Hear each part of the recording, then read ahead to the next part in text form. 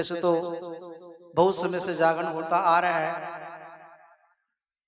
कवियों की अपनी अपनी कल्पना भी होती है, कलम भी होती है, सिर्फ हल्का फुल्का शब्दों का फर्क पड़ जाता है, मगर रास्ता घूम के वहीं आ जाता है। कह दो जय माता की। आंटी जी सो रहे हैं आप? अच्छा ठीक है, बोलो सच्चे दरबार की। सुन लो भक्तो लगा सुनावन, कथा में तारा रानी दी, परम भगतनी होई जेड़ी, दुर्गे आदि भवानी दी। ए प्रसंग है सरदा परया, भगती ते सच्चाई दा, जिद बिना ना पूर्ण होवे, जगराता महामाई दा। ऐस भारत वर्ष दे अंदर राजा राज एक करदासी, दक्ष राजा नाम जिसदा, रब दे कोलो डरदासी, ओ रब दे कोलो डरदासी। कह दो हाँ, बस ऐसे आवाज को बुलंद रखना है, ठीक है ना? क्यों अब कोई है? नहीं कोई बात नहीं, नहीं मेरी बात सुनो, ये मेरा कर्म है, ठीक है? मैं नीचे भी बैठ सकता हूँ, खड़े भी हो सकता हूँ, कोई ऐसी बात नहीं है। अगर कुर्सी पे बैठ जाऊं तो मेरे में और उसमें क्या फर्क रह जाएगा? मैं उसके साथ बराबरी नहीं कर सकता, वो अनादि है। हाँ, आप संगत हैं, संगत का रुतबा भक्तों से भी बड़ा होता है, मजबूरियां हैं उम्र के हिसाब से। हाँ, ये जरूर कह सकता हूँ, जो तंदुरुस्त हैं वो जरूर नीचे बैठे, ये मेरी विनती है। जो मजबूर हैं जरूर कुर्सी में बैठे, कोई ऐसी बात नहीं। कह दो जय माता की। कथा शुरू होती वक्त राजा दक्ष के महलों से, जिनकी दो बेटियां, कहते एक वर्ष दोनों बहनों ने एकादशी के व्रत को रखा। बड़ी बहन ने छोटी बहन को कहा कि जाओ बहन बाजार जाओ, बाजार से कुछ व्रत में खाने पीने का सामान, पूजा सामग्री लेके आओ कि जिससे मिलकर अपने व्रत को पूर्ण कर सके। कहते भक्त छोटी बहन एक ऐसे बाजार के अंदर आप पहुंची, बैठो एक ऐसे बाजार के अंदर आप पहुंची कि जहां पर एक इंसान जोर जोर से आवाज लगा रहा है कि महाप्रसाद ले लो, महाप्रसाद ले लो, महाप्रसाद ले लो। लड़की ने सोचा कि शायद व्रत में खाने पीने का सामान, पूजा सामग्री यहीं से मिलेगी। थोड़ा और आगे बढ़ी, तभी बुजुर्ग सज्जन ने देखा कि कन्या इस बाजार के अंदर क्या लेने के लिए आ गई। पूछा कि बेटी तुम इस बाजार के अंदर क्या लेने के लिए आई हो? बाबा हमारी दो बहनों का व्रत में खाने पीने का सामान, पूजा सामग्री लेने के लिए। बच्ची यहाँ पर व्रत में खाने पीने का सामान नहीं मिलता, यहाँ पर तो महाप्रसाद मिलता है। और महाप्रसाद किसे कहते हैं? मांस को महाप्रसाद कहते हैं, मांस को। तो बाबा व्रत में खाने पीने का सामान, पूजा सामग्री कहाँ से मिलेगी? बेटा वो एक पंसारी की दुकान से मिलेगी, एक साहूकार की दुकान से मिलेगी, कि जहाँ से अपने परिवार को पालने के लिए, अपने पेट की भूख को मिटाने के लिए, एक जैसे अन्न इत्यादि एक राशन का सामान मिलता है। लड़की आगे बढ़ी, पंसारी की दुकान पर आई, कहते व्रत में खाने पीने का सामान, पूजा सामग्री ली। बाहर निकलती अज्ञानता के बेहोश होकर, कहते मुट्ठी भर चावलों को दाने उठाए और फांका मारती अपने घर की ओर आई। और घर तक आते आते जो भी हाथों पर दाने बचे, कहते उनका ही फांका मारना। बहन के पास आई, कहने लगी लो बहन अपना व्रत पूर्ण करो, आओ हम दोनों ही मिलकर अपने व्रत को पूर्ण करते। बहन मेरा तो भाग्य ने साथ ना दिया, क्या हुआ? झूठ नहीं बोला मगर सच सच बता दिया। बड़ी बहन ने जब इतनी बात सुनी, क्रोध कुंदरा के स्टाफ देके पापनी नीचनी, ये तूने क्या कर दिया? तूने नीचे वाला कर्म कर दिया, भीलू वाला कर्म कर दिया। ये समझ के आज के दिन जितने भी तूने ये चावलों के दाने खाए, उतने ही तूने कीड़े मकोड़े पतंगे इत्यादि का मांस खाया है, और उन्हीं का ही मांस खाने वाली तू अगले जन्म की एक छिपकली बनेगी, कभी तेरा उद्धार नहीं होगा। और हमारे जो पुराने बड़े हैं, बुजुर्ग हैं, शायद वो आज भी इस बात की विचारधारा रखते हैं, आज भी इस बात की विचारधारा जो रखते हैं, तो ये मान सकते हैं कि शायद पहले से रीत चली आई है। मगर बड़ी बहन ने क्रोध कुंदरा के स्टाफ दिया कि तू पापनी है, पापनी रहेगी, नीचनी रहेगी। ये समझ के जितने भी तूने ये चावलों के दाने खाए, उतने ही तूने कीड़े मकोड़े पतंगे इत्यादि का मांस खाया है, उन्हीं का ही तो मांस खाने वाली तू अगले जन्म की एक छिपकली बनेगी, कभी तेरा उद्धार नहीं होगा। बड़ी बहन ने, छोटी बहन ने जब ये बात सुनी, कहा कि बहन तुमने मुझको श्राप तो दे दिया और मैं छिपकली बनूंगी भी जरूर, पर मुझे इतना तो बताओ कि छिपकली के देह से मेरी मुक्ति कब होगी और कैसे होगी? थोड़ी देर के बाद कहते भक्तों बड़ी बहन का क्रोध शांत हुआ, ध्यान लगाकर बताया कि तुम्हारी मुक्ति होगी द्वापर युग के अंदर, जब कौरवों और पांडवों के बीच में महाभारत नाम का युद्ध होगा, जिसमें पांडव जीत जाएंगे और कौरव हार जाएंगे। और पांडव भी जीत के पश्चात वो एक ऐसा गुप्त यज्ञ रचाएंगे जिस यज्ञ के अंदर वहां तुम अपने प्राणों की आहुति देकर तमाम संत ऋषि मुनियों की जान को बचाओगी, इससे तुम छिपकली के देह से मुक्त हो जाओगे। छोटी बहन ने कहते भक्तों जब इतनी बात सुनी, समय के अनुसार कहते उसने अपना शरीर त्याग दिया, उसको अगला जन्म कहते एक छिपकली का मिलता, दर दर भटकती, इधर उधर कीड़े मकोड़े पतंगे इत्यादि का मांस खा खा कर अपना गुजर बसर करती। और उधर वो बड़ी बहन के जिसने अच्छे कर्म करे, शुभ कर्म करे, तो राजाओं के घरों का जन्म लेती, राजाओं के घरों के अंदर पलती, रास्ते अलग। मगर कहते समय बीतते रहे, दिन बीतते रहे, समय के अनुसार कहते द्वापर युग आया मेरे कन्हैया का। सभी जानते कौरवों और पांडवों के बीच में महाभारत नाम का युद्ध हुआ, कहा कुरुक्षेत्र की भूमि पर, जिसमें पांडव जीत गए और कौरव हार गए। पांडवों ने भी कहते हैं जीत के पश्चात उन्होंने भी एक ऐसा गुप्त यज्ञ रचाया कि जिसमें धर्मराज दुष्ट ने भीम को कहा कि जाओ भीम सभी को न्योता दे के आओ कि हमारे यहाँ यज्ञ भी है और भंडारा है। भीम चले सभी संत ऋषि मुनियों के पास, सभी को न्योता निमंत्रण देकर आ रहे हैं। आखिरी में ऋषि दुर्वासा के पास आए, कहने लगे महाराज आप भी आए, हमारा मान सम्मान बढ़ाए, पांच सात को ग्रहण करें। ऋषि दुर्वासा कहने पांडवों तुम्हारे यज्ञ में कौन कौन आ रहा है? महाराज हमारे यज्ञ में तो बहुत से संत ऋषि मुनि आ रहे हैं, तो जाओ हम तुम्हारे यज्ञ में नहीं जा सकते, या उनको बुला लो या फिर हमको बुला लो, क्योंकि हम इतनी शक्ति रखते हैं, हम अकेले ही तुम्हारे यज्ञ को संपूर्ण कर सकते हैं। महाराज ऐसे कैसे होगा? जैसे सबका ही मान सम्मान होगा ठीक उसी प्रकार से आपका भी मान सम्मान होगा। तो जाओ, अगर आपको हमारी बात स्वीकार नहीं तो हम तुम्हारे यज्ञ में नहीं जा सकते। ठीक है महाराज, आप यज्ञ में नहीं आओगे तो कोई यज्ञ नहीं पूर्ण होगा। बहुत से संत विद्वान हैं जो कोई यज्ञ को संपूर्ण कर देंगे। कहते उधर पांडव चले आए और उधर वो ऋषि दुर्वासा बदले की भावना में जलने लगे कि इन्होंने मेरा अपमान किया है, मैं इनसे बदला जरूर लूंगा। काया कल्प ऋषि ने क्या करा, एक पक्षी का रूप लिया और अपनी चोंच में जहरीला सब दबाकर उसी जगह पर आए कि जहां पर उनका यज्ञ हो रहा था। चारों तरफ अपनी माया का जाल फैला दिया, मगर किसी को ये नहीं मालूम कि यहाँ पर क्या होगा और क्या होने वाला है। और इस इंतजार में बैठे कि कब मुझे मौका मिले, कब मैं जहरीला सब इन पांडवों को खीर के भोग कर डालूंगी जिससे मेरा बदला पूरा हो। कह दो जय माता।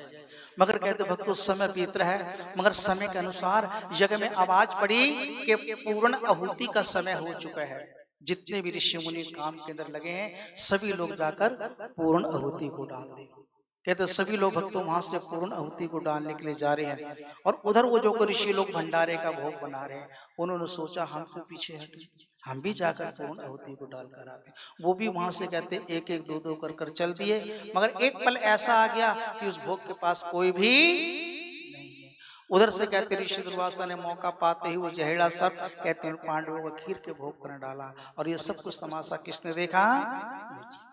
माँ के चरणों में अरदास करने लगी, उस प्रभु से फरियाद कर रही है भगवान यदि आज मुझे दो क्षण दो पल के लिए भी जवान दे ताकि मैं तमाम संत ऋषि मुनियों को बताऊं कि इसके अंदर जहरीला सर्प पड़ चुका है, नहीं तो जितने भी संत ऋषि मुनि इस भोग को खाएंगे ना जाने कितने मर जाएंगे। मगर वो बेजबान क्या बोल सकती, कुछ भी नहीं बोल सकती। माँ के चरणों में अरदास कर रही है, उस प्रभु से फरियाद कर रही है, मगर मन ही मन में सोच रही कि मैंने एक पाप किया था कि जिसकी सजा मैं आज तक भुगत रही हूँ, मगर दूसरा अनर्थ होते हुए नहीं देखूंगी, क्योंकि इसके भी पाप की भागी मैं खुद बनूंगी। अगर देख के भी कोई मैंने उपाय ना किया तो मेरे ऐसा पापी कोई नहीं होगा, मुझे कुछ ना कुछ करना होगा।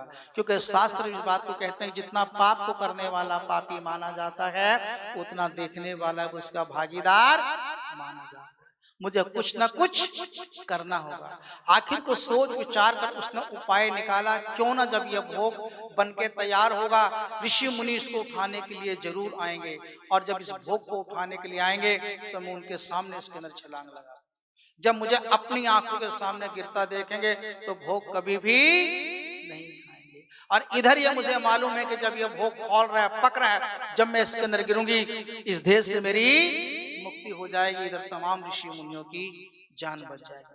मन में धारणा यह संकल्प कर लिया और देखते देखते जब वो भोग बन के तैयार हुआ, जैसे संत ऋषि मुनियों की टोली उस बड़े से खीर के कढ़ाव को उठाने के लिए आई, कहते भक्तों तभी वो छिपकलियों ने देर नहीं करी, कहते खीर उठावण दे खातिर ते ऋषियां दी टोली आइए, कहते मौका पाके ओ किरली छाल कढ़ाव लगाए, देर नहीं करी। जब ऋषि मुनियों ने अपनी आंखों के सामने छिपकली को गिरता देख, ऐ पापनी या नीचनी, ये तूने क्या कर दिया, बिना सोचे समझे ना जाने क्या क्या बुरा भला कहने लगे, मगर सच्चाई नहीं मालूम।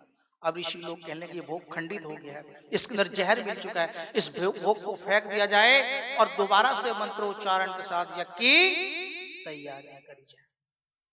तभी बुजुर्ग संत कहने लगे महाराज इस भोग को ऊपर नहीं डालना, अगर ऊपर डालोगे जो भी जीव जंतु पशु पक्षी खाएगा वो भी मर जाएगा। एक गहरा खड्ड खोदो और इस भोग को उसको डाल के ऊपर से बंद कर, क्योंकि ना कोई देखेगा तो ना कोई। ऋषियों के दिमाग में बात आई कि बात सच है, गहरा खड्ड खोदा गया और उस भोग को डालने लगे।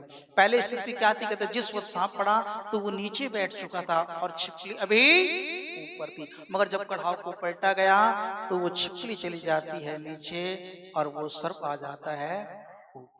ऋषि मुनियों ने जो अपने ज्ञान दिव्य ज्योति अपनी भक्ति के योग के बल से देखा, ध्यान लगाया तो पहचान लिया कि ये तो किसी टाइम की कोई भक्त नहीं है कि जिसने आज अपनी जान की परवाह करते हुए भी हमारे तमाम संत ऋषि मुनियों की जान को बचाया। मगर आओ हम सब मिलकर इसका उद्धार करते हैं। छिपकली जो तेरे मन के अंदर आस है, जो तेरी लगन है, जिस अग्नि की पश्चाताप के अंदर आज तक तू जलती आई, जा वो तेरा पश्चाताप पूर्ण हुआ। और आज जो तूने इतना बड़ा महान कार्य करा, इसके बदले में जा हम तुझे वरदान देते हैं कि तेरा अगला जन्म कन्या रूप अंदर एक राजा के घर होगा, मगर जहां तेरी जिंदगी पार होगी वो एक भील जाति के अंदर होगी। कि जारी छिपकली तू बनेरी भक्तनी ते पूर्ण तेरी आस होवे, और राज्य दे घर जन्म हो तेरा पर भील ना दे घर वास होवे। और हम अपनी तपस्या का थोड़ा थोड़ा फल तेरे कर्मों को डालते हैं ताकि तेरे आने वाले कर्मों का उद्धार हो सके। ये तुझको हमारा वरदान है। कहते भक्तों संत ऋषि मुनियों के वरदान के कारण समय बीतते रहे, दिन बीतते रहे। समय के अनुसार कहते उधर राजा स्पर्श बड़े ही तेज प्रतापी राजा, धन दौलत ऐशोराम सब कुछ है, मगर कमी है तो केवल एक औलाद की। राजा रानी हर वक्त माँ से औलाद मांगते हैं। एक दिन माँ ने राजन को सपन में दर्शन दे कि राजन तुम हमेशा औलाद मांगा करते थे, आज मैं तुम्हें एक नहीं मैं तुम्हें दो दो औलादों का वरदान देती हूँ। मगर राजन ये दोनों बेटे नहीं होंगे, ये तो दोनों ही बेटियां होंगी।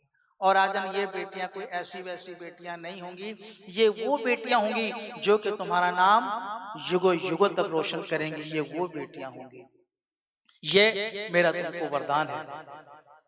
कहते भक्तों समय के अनुसार माँ के वरदान के मुताबिक कहते राजा के महलों के अंदर पहली कन्या का जन्म हुआ। सुबह 4 बजे दरबार के पंडित विद्वान आए, कन्या की जन्म कुंडली देखी, सबके चेहरे खिल गए कि महाराज ये कन्या अत्यंत भाग्यशाली है और तुम्हारे कुल का नाम रोशन करेगी। कि महाराज ये कन्या आपकी किस्मत का चमकाएगी सितारा, इसलिए हम इस कन्या का नाम रखते हैं तारा। दूसरे वर्ष में कहते भक्तों फिर राजा घर कन्या का जन्म हुआ। मंगलवार का दिन दोपहर के 12 बजे फिर दरबार के पंडित विद्वान आए, कन्या की जन्म कुंडली देखी, मगर अब की चेहरे झुक गए।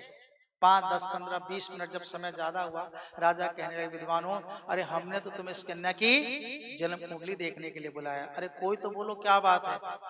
तभी विद्वान कहने लगे महाराज अगर हमारी जान बख्श दो तो हम इस कन्या की जन्म कुंडली कहते हैं।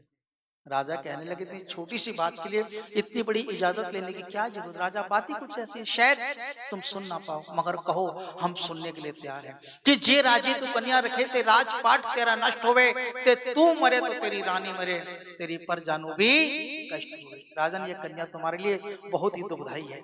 अब राजा सोचने लगे कि महलों के अंदर कन्या का जन्म है, वो भी शुभ घड़ियों का नहीं अशुभ घड़ियों के अंदर, तो इसका उपाय सीधा सा महाराज कन्या को मार दो। अभी किसी को क्या पता कि कन्या जिंदा पैदा हुई या मरी पैदा हुई, क्योंकि हर इंसान अपनी सोच का मालिक है, हर इंसान की अपनी एक समझ है। तभी विद्वान कहने लगे नहीं महाराज कन्या का मारना 7 कुल नरकों के वासी होते, जो कन्या को मारते हैं उनकी 7 पुश्तें नरक भोगती है। जब राजा ने इतनी बात सुनी, राजा कहना ये काम मैं नहीं कर सकता, अगर मैं एक बेटी को मारता हूं तो मेरी 7 पुश्तें नरक भोगेंगी। क्योंकि पहले का इंसान तो इस बात को सोच लिया करता था, क्या आज इस बात को कोई सोचता है? जो समय है नहीं सोचता, क्योंकि जो आंखें अभी खुल नहीं पाती उनको समय से पहले बंद कर दे जाता है। कहते जम्मण तो पहला पोंदा तिया दा खून है, चुपचाप तो वेखी जावे कैसा इतरा कानून है। होया जुल्मी जमाना ना कोई अपना बेगाना, जद दिल विच रत्ता ना सी, कोई दूध मंगदा कोई पुत मंगदा, किसी ने मंगी ना अस्तक दी। इसके दरबार में कोई ये नहीं कहेगा कि मेरे घर 2-4 बेटियां हो, कोई कहेगा नहीं कहेगा। हालांकि बेटा भी बराबर है तो बेटी भी बराबर। अगर हम कहें कि बेटा वंश आगे बढ़ाता है, अगर बेटा एक वंश आगे बढ़ाता है तो बेटियां 2-2 वंश आगे बढ़ाती हैं।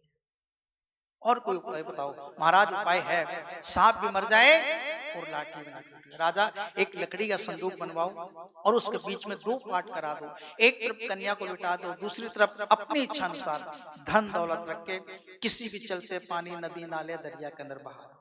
क्यों कि जब ये बक्सा बहता जाएगा कोई ना कोई देखेगा, और जब देखेगा तो निकालेगा, और जब निकालेगा तो उसमें सब कुछ होगा। इधर तुम्हारा धर्म बच जाएगा, दूसरी तरफ ये कन्या बच जाएगी। राजा के दिमाग में बात आई कि बात सच। राजा ने क्या करा, एक लकड़ी का संदूक बनवाया, अंदर मखमल का बिस्तर लगवा दिया, कन्या को लिटा दिया और बाहर हीरे रतन मोती सोने चांदियों से उस संदूक को मढ़वा दिया और उस बक्से को बंद करके कहा, कहते गंगा जी के अंदर बहा दिया। जिस वक्त गंगा जी के अंदर बक्से को बहाया, राजा बाहर खड़ा और राजा कहने लगा कि मेरी बेटी मेरी बच्ची मुझे माफ कर लो। लोग तो कम से कम कन्या को जन्म देने के बाद कन्यादान करके उस हक से तो अदा हो जाते हैं, पर मैं तो एक दिन भी तुझे अपने घर में नहीं रख पाया। बक्सा बहता जा रहा है मगर वो कन्या माँ से अरदास करेगी, माँ मेरा बेड़ा पार लगा दे। और बेड़ा किसे कहते हैं? बस नाव, कश्ती को जो इस पार से उस पार लगाता है। क्योंकि कभी कभी भगवान को भक्तों से काम पड़े और जाना था गंगा पार प्रभु तो खेवट की नाव चढ़े।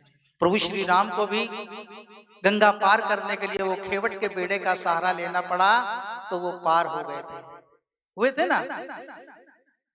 मगर इसी तरह कहते हैं मां ने फरियाद को सुना, उस कन्या का भी बेड़ा पार लगा दिया। कहते गंगा देवी रुड़दी रुड़दी एक नगरी तो आइए, कहते स्नान कर ब्राह्मण उस नजर टिकाइए। सुबह सुबह गंगा मैया इधर उधर से बहती हुई एक नगरी के पास से गुजर रही थी और उसी नगरी के रहने वाले एक महाराज जी जो कि हर रोज गंगा घाट पर आया करते थे, संदूक को बहता हुआ देख मन के थोड़ी लालच की भावना आई कि चलो इसको निकाल लेते हैं।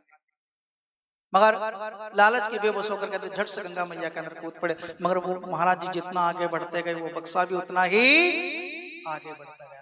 मगर पंडित जी के बक्सा हाथ में आया, महाराज जी के पानी छाती तक आया, छाती से गर्दन तक आ गया, गर्दन से ठुड़ी तक आ गया। मगर महाराज जी बाहर आ गए, कहीं ऐसा ना कोई गलत काम हो जाए, ठीक है ना।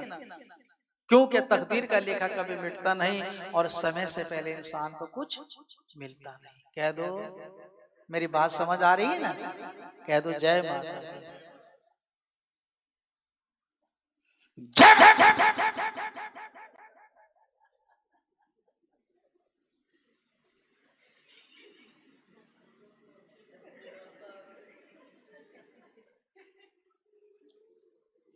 जय माता। सुनो ऐसा है, एक तो प्रभात बेला है, ये समय है और इसमें कसूर ना आपका है ना मेरा है, ये किसी का नहीं है। क्योंकि निंद्रा माता को ये वरदान है, ये निंद्रा माता को वरदान है, वो कहीं नहीं आएंगी। जहां पर प्रभु का सुमरन होगा, कथा कीर्तन भागवत होगा, वो वहीं आएंगी, ठीक है ना। तो वैसे तो उनको दूर करने का एक ही उपाय है, क्योंकि कलयुग केवल नामा धारा सुमर सुमर नर उतरे पारा भजन प्रदाना। मगर यहाँ पर मेरे पास कुछ नहीं है। अगर बीच में कहीं कहीं नींद आ गई तो थोड़ा सा ऐसे झटका कहीं ना कहीं लग जाएगा, वो कहाँ लगे वो मुझे भी नहीं पता, ठीक है ना। कह दो ये आपके साथ ही मेरे साथ ही हो सकता है, ठीक है। हाँ, बोलो सच्चे। क्योंकि जागत है सो पावत है, सोवत है सो खोवत है। कह दो जय माता की। मगर कहते भक्तों महाराज जी बाहर आ गए, तभी क्या देखते हैं भीड़ जाते हैं युवक कर्मू का व्यक्ति, वो भी गंगा घाट के ऊपर अपना काम कर रहा है। महाराज जी ने कर्मू को देखा कि आवाज लगाई कि कर्मू यहाँ बात सुन। कर्मू सोचने लगा आज तो महाराज जी ने कभी याद ही नहीं किया। खैर कर्मू जो था महाराज जी के पास आ गया, कहो महाराज क्या बात है कि देख कर्मू वो संदूक निकाल, उसमें जो कुछ भी होगा हम आधा आधा बांट लेंगे। मगर कर्मू जो था गरीब था, और गरीबी की लालच में आकर कि चलो जो भी मिलेगा 2-4 दिन का घर का गुजर बसर हो जाएगा। मगर गंगा मैया के अंदर कूदने से पहले एक बार उसने मैया को याद किया, उसने मैया को मन से याद किया, उसके नाम का जगोस किया, और माँ के सहारे बोलो सच्चे दरबार की, और माँ के सहारे कहते झट से गंगा मैया के अंदर कूद पड़ा। मगर माँ की ऐसी कृपा हुई, अगर कर्मू एक कदम आगे बढ़ाता तो बक्सा 10 कदम उसकी ओर खींचा चला, और माँ के आशीर्वाद से कर्मू ने बक्से को बाहर निकाला। और जब बाहर निकाला तो महाराज जी कहने लगे इसको खोलो, देखो इसके अंदर क्या है।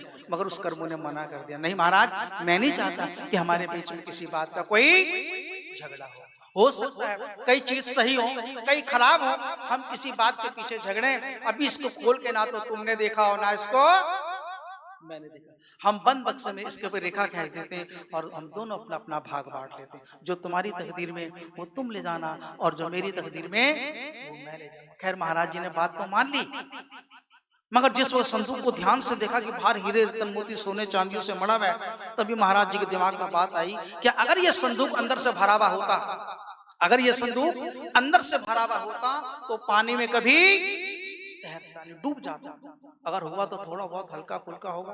तभी महाराज जी कहने लगे, कर्मू एक बात बता, इस संदूक को सबसे पहले किसने देखा था? महाराज ये तो आपने देखा था, तो इसका बंटवारा भी मैं करूंगा, कि देख इसके अंदर जो कुछ बाहर लगा हुआ है वो सब कुछ मेरा, और जो अंदर है वो सब कुछ तेरा। कहते महाराज जी के हिस्से में तो धन दौलत हीरे जवाहरात रतन मोती, मगर उस कर्मों के हिस्से में केवल एक वो कन्या। किस्मत की बात, कहते कर्मों के घर कोई संतान नहीं थी, वर्षों बीत के उसके विवाह को, मगर उसके घर औलाद क्यों नहीं। उसकी धर्मपत्नी को सभी बांझ कह के बुलाते, लोग ताने देते थे, मगर कर्मों जब कन्या को देखा अपने सीने से लगाया, माँ को साक्षी मानकर कि माँ आज से कन्या मेरी, इस कन्या का लालन पालन, शादी विवाह, पढ़ाई लिखाई, जो भी एक माँ बाप का फर्ज है सब कुछ मैं करूंगा। कन्या को लिया और लेकर अपने घर आया, धन दौलत महाराज जी को दे दिया। अपने आकर धर्म पत्नी को बताया, मन के अंदर विश्वास ना, पूरी दास्तान बताई, और सच्ची आत्मा से कहते हैं माँ को याद किया, मन से माँ को नमन किया, उसके नाम का जघोष किया, माँ का धन्यवाद किया, बोलो सच्चे दरबार की, सारी दास्तान बताई। और जैसे अपनी धर्म पत्नी के गोद के अंदर कन्या को डाला, कहते हैं आज शक्ति माँ भगवती के चमत्कार, वो माँ अन्नपूर्णा माँ की कृपा हुई, कहते हैं उस बांझ की छातियों से दूध की धाराएं निकल पड़ी। माँ अन्नपूर्णा की कृपा से इस तरह कहते कन्या का पालन होने लगा। कन्या आस्ता आस्ता पलने लगी, महीने 2 महीने, साल 2 साल 5 साल, बचपन में उसका नाम रुक्को रखा गया, और जिस वक्त वो जवान हुई तो उसको रुक्मन के नाम से जानने लगे। एक महलों में पल रही है और एक भीलों में पल रही है, पलते पलते दोनों जवान होती हैं, और जब घर के अंदर बेटियां बड़ी हो जाती हैं तो माँ बाप की चिंताएं भी बढ़ जाती है। हर माँ बाप चाहता है कि मेरी बेटी को अच्छा घर में मिले, अच्छा वर मिले। कहते भक्तों राजा स्पर्श की बड़ी बेटी तारा, जिसकी शादी हुई जिला कांगड़ा हरिपुर शहर हिमाचल प्रदेश, राजा हरिचंद की नगरी के अंदर, राजा हरिचंद के साथ, जहां वो तारा से तारा रानी। अब इधर कर्मों को फिक्र हो गया, आज मेरी बेटी जो है ये जवान हो गई है, इसका कहीं शादी हुआ, इसका कहीं रिश्ता किया जाए। उस कर्मों ने क्या करा भक्तों, उसने भी कहते अपने ही भाई बिरादरी के अंदर बहुत से जगह घर बार देखे, कभी घर अच्छा मिलता तो वर नहीं अच्छा मिलता, अगर वर अच्छा मिलता तो घर नहीं अच्छा मिलता। कहते वो भी खोज करता करता कहाँ पहुंचा, कहते वो भी जिला कांगड़ा हरिपुर शहर हिमाचल प्रदेश, राजा हरिचंद की नगरी के अंदर। राजा के महलों के पास से गुजरा, माँ की कृपा हुई, राजा के महलों के अंदर से खूबसूरत एक नौजवान वर निकल कर आया। कर्मों ने देखा कि तो हमारी अपनी भाई बिरादरी का लगता है, और ये वर मेरी कन्या के योग्य भी है। और भी कहते उसके परिवार की बहुत सी जानकारी हासिल कर, कहते वक्त उसने भी अपनी बेटी की शादी करी। कहते जवान हुई कर्मे दी पुत्री, ते व्याह दी कितनी तैयारी है, कहते राजे हरिचंद दी नगरी तो वो ब्याही रुक्मण प्यारी। और हर घर से कहते भक्त कोई ना कोई बहन, कोई ना कोई बेटी विदा होती, क्योंकि विधि का विधान है, क्योंकि हमारी बेटियां किसी घर, किसी की बेटी हमारे बेटी अमीर की विदा होती है और बेटी गरीब की विदा होती है। हमारे धर्म के अंदर ये भी रिवाज है कि बेटी घर से विदा होकर जाती है, अपने हाथों के अंदर कच्चे चावलों को लेकर पीछे की ओर फेंकती जाती कि मेरे बाबू राजा, मेरे जाने के बाद भी तेरा घर, ये तेरा बेड़ा हर प्रकार की खुशियों से हरा भरा रहे, किसी प्रकार की कोई परेशानी दिक्कत ना हो। जाते जाते वो बेटी अपने परिवार के लिए दुआएं मांगती जाती है। हमारे धर्म के अंदर ये भी रिवाज है कि बेटी जब घर से विदा होती है सभी मिलजुल कर बेटी को विदा करते हैं, क्योंकि बेटी कभी माँ के गले लगती है तो कभी बाप के गले लगती है, कभी चाचा तो कभी चाची, कभी ताया तो कभी ताई, क्योंकि सभी मिलजुल कर बेटी को विदा करते हैं। क्योंकि जीवन का ऐसा कड़वा सच कि जिसको ना चाहते हुए भी उस रीत को, उस परंपरा को निभाना पड़ता है, विधि का विधान है, ये प्रकृति का नियम है। अगर बड़े बड़े संत ऋषि मुनि विद्वान हुए, बेटी उनके घर हुई तो बेटी तो उनको भी विदा करनी पड़ी। क्यों? कहते कि जनक तोरी जानकी, जानकी कौन? सीता मैया। जनक तोरी जानकी और नानक तोरी नानकी, नानकी कौन? श्री गुरु नानक देव जी की बहन। जनक तोरी जानकी और नानक तोरी नानकी और मोहम्मद तोरी फातिमा, तियानार सकिया परमात्मा। अगर बेटी उनके घर हुई तो बेटी उनको विदा करनी पड़ी। इसी तरह का तो भक्तों रुक्मन की भी शादी हुई, रुक्मन विवाह कर अपने ससुराल के अंदर आई। रुक्मन के बुजुर्गों ने अपने सगे संबंधी सभी रिश्तेदारों से मिलवा कहा कि बेटा हमारा काम राजा हरिचंद के महलों के अंदर साफ सफाई का काम है, तुम्हें जब भी समय मिले, फुर्सत मिले, राजा के महलों के अंदर कार्य करने के लिए चली जाएगा। रुक्मन कहने लगे आपने कहा मेरे सर माथे पर, आप जैसा कहोगे मैं वैसा करने के लिए तैयार हूँ। एक रोज कहते रुक्मन की सास बीमार होती है और रुक्मन अपनी परंपरा को निभाने के लिए कहाँ पहुंची? कहते राजा हरिचंद के महलों के अंदर। जन्मों जन्मों की बिछड़ी हुई बहनें माँ के आशीर्वाद से मिलने के लिए जा रही है। रुक्मन जैसी तारा के महलों के अंदर पहले ही पग धरती है, उधर क्या देखते दूर रानी तारा वहां पर अपने केस बा रही है। तारा ने अपनी भक्ति की शक्ति से पहचाना ये तो पिछले जन्मों की मेरी बहन है। आवाज लगाई कि आ बहन आ मेरे गले से लग जा, आ मेरे सीने से लग जा। मगर रुक्मन हैरान हो गई कि इस महल के अंदर मेरे को बहन कहने वाला कौन आ गया। दोनों आमने सामने खड़ी है। तारा ने बहुत समझाया मगर रुक्मन के दिमाग में एक भी बात नहीं आई। मगर रुक्मन कहने लगी तुम इन महलों की रानी और मैं भील जाति की स्त्री, वो भी 4 दिन हुए मुझे उस नगरी के अंदर आए हुए बिहाए हुए, तो मैं तुम्हारी बहन कैसे हो सकती हूँ? तारा कहने लगी रुक्मन तुझे नहीं मालूम मगर मुझे मालूम है कि तू मेरी बहन है। चल तुमको सही नहीं मानती तो वैसी मुंह बोली बहन समझ ले, मगर इन महलों के अंदर तूने हर रोज किया ना कि तूने काम करना, बस मेरे पास आकर बैठना।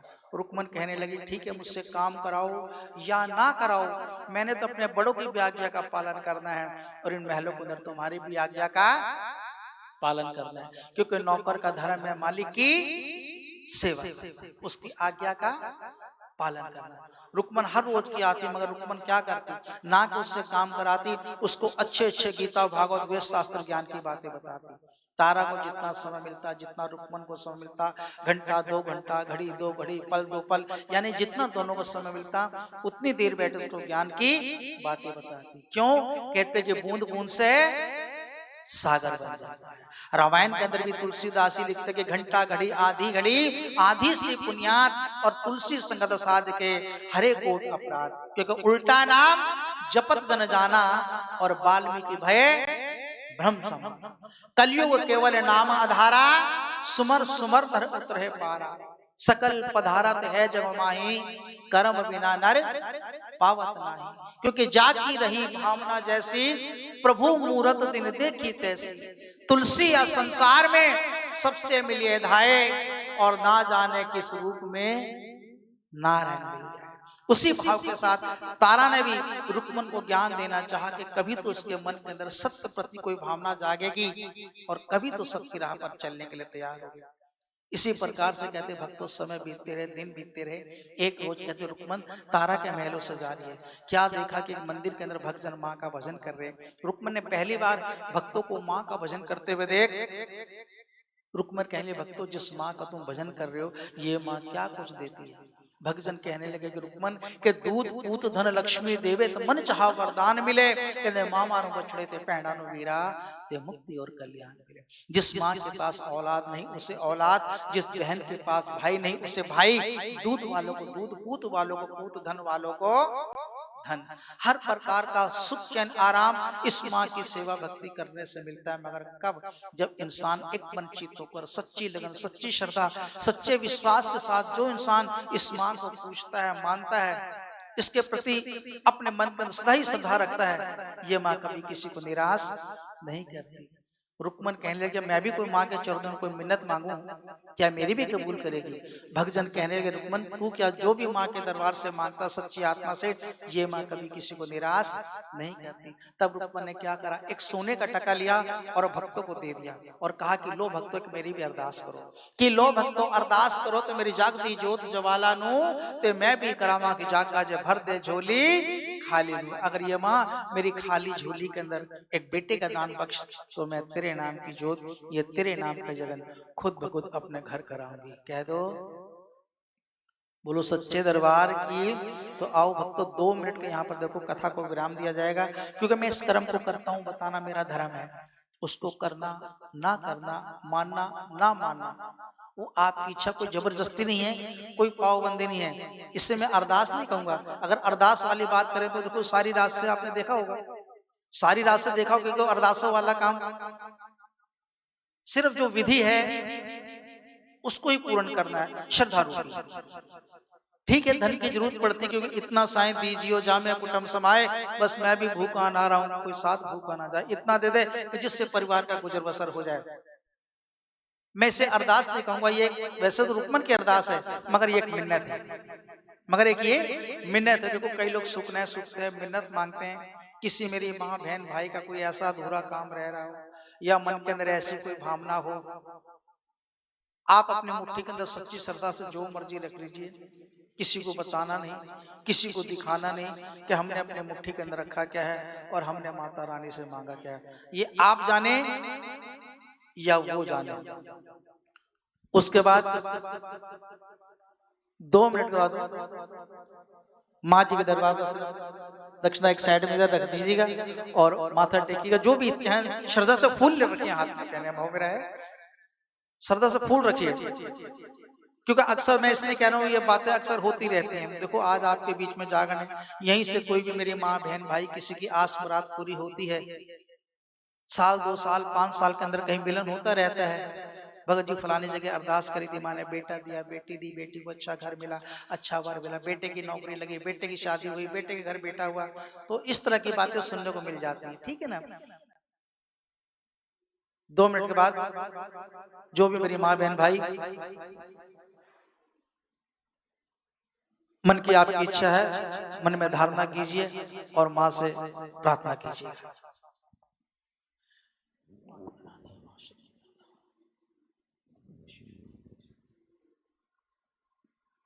मातरे बच्चे गरदास तेरे भक्त गरदास माता रानी, रुक्मन समय की अरदास जैसे रुक्मन की अरदास को कबूल किया, इन बच्चों की अरदास को कबूल करना माँ। दूध वाले को दूध देना, पूत वाले को पूत देना, धन वाले को धन देना, सदा चरणों से लगाकर भक्ति का दान देना माँ। जय कारा निस्तारा धर्म का द्वारा, झूले की ध्वजा बाजे नगारा, महामाई को सास मत प्यारा, जो एक मन होके बुलाया जयकारा, सो माँ को मिठियां मुरादा पाएगा। बोलो सच्चे दरबार की। माई हिंगलाज रख लाज दया कर।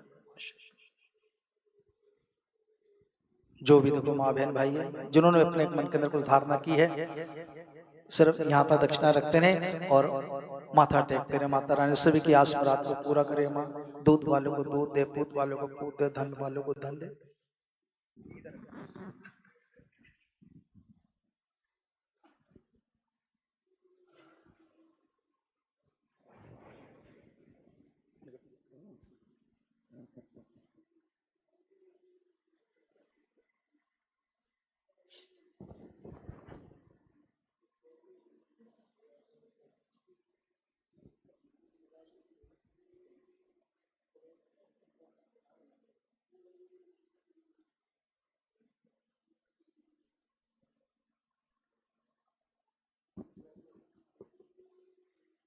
हाँ जिन्होंने माथा टेक लिया तो बाकी बैठते रहे।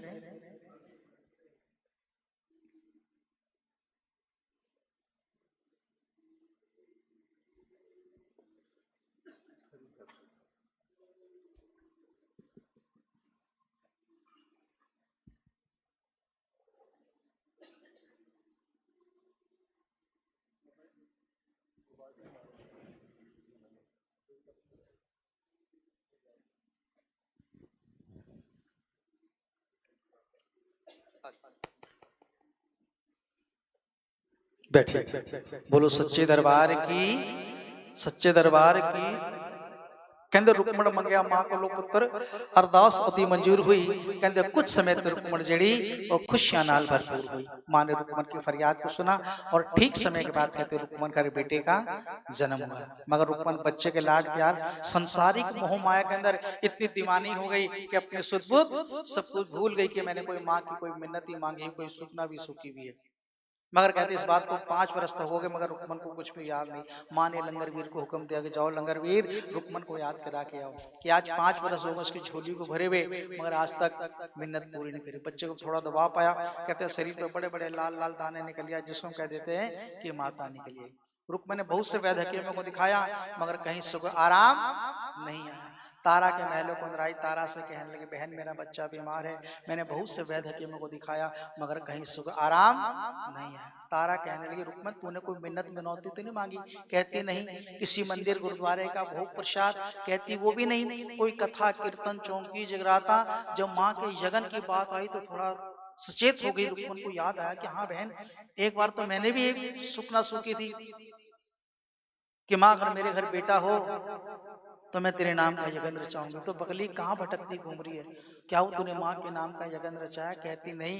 तो जा वो माँ के नाम का यज्ञ रचा, तेरा बच्चा खुद ब खुद ठीक हो जाएगा, तुझे कहीं भी भटकने की जरूरत नहीं है। मगर रुक्मन कहने लगी कि बहन मुझको कोई इसकी विधि नहीं मालूम कि इसकी विधि क्या है। तब तारा कहने लगी देव रुक्मन 1.25 मुट्ठी पर चावल ले, उसको हल्दी या केसर के साथ रंग, गुड़ मिश्री दक्षिणा रख, उसके डल बना और सबसे पहले वो माता रानी को निमंत्रण दे। सबसे पहले वो माँ जगदम्बा को निमंत्रण दे और उसके बाद उन भक्तों के पास चली जाना, बाकी का विधान तुझे सब बता देंगे। रुक्मन ने जब इतनी बात सुनी अपने घर आई, डल पर्दा बनाया और भक्तों के पास चल दी। मगर बहुत से भक्तों के पास गई, किसी भक्त ने रुक्मन के साथ स्वीकार नहीं करे कि रुक्मन तू जात की भील है, ला हमको पैसे दे, हम तेरे नाम की जोत मंदिर में जगा देंगे। अगर मान लिया हमने तेरे घर जागरण कर भी दिया, तेरे घर आएगा कौन, तेरे घर का प्रसाद खाएगा।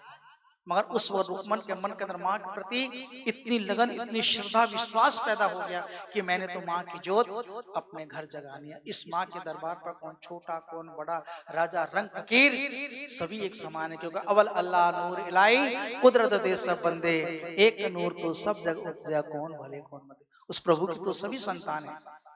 निराश होकर लौट रही तो रास्ते में कौन मिला? सैन भक्त। सैन भक्त कौन था? जो कि राजा के महलों को राजा की हजामत बनाने के लिए आया करता था। इस प्रकार दोनों का कभी कदार मिलन हो जाया करता। रुक्मन क्या बात है, बड़ी दुखी नजर आ रही है। रुक्मन ने सारी बात बताई।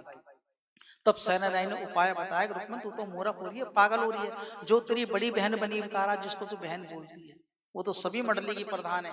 जा ये डल पर्दा तारा रानी को दे दे। अगर तारा रानी तेरे घर आ गई तो जितने भगत तेरे को मना कर रहे हैं खुद ब खुद तेरे घर चले जाएंगे। रुक्मन ने जब इतनी बात सुनी, तारा के महलों के अंदर आई और वो डल पर्दा जो था तारा की झोली के अंदर डाल दे। ले बहन ये तू जान और तेरी माता रानी जाने, फला तारीख को मेरे घर माँ भगवती का जागरण करना। बहन अगर मेरे बच्चे की जान बचा सकती है तो केवल एक तू, अगर मेरे लिए नहीं तो मेरे बच्चे की। तारा जब दल देख लिया तो तारा मजबूर होगी। तारा ने वचन दे देगा जात मैं शहर की रानी तारा, मैं तुझे वचन देती हूँ कि मैं तेरे घर जागरण करने के लिए आऊंगा। दिन तारीख समय सब कुछ पक्का हुआ और समय के अनुसार कहते वो दिन भी आया कि जिस दिन तारा रानी ने रुक्मन के घर जाना था। सेनानी वो भी राजा के महलों को अंदर आया करता था, उस दिन भी आया।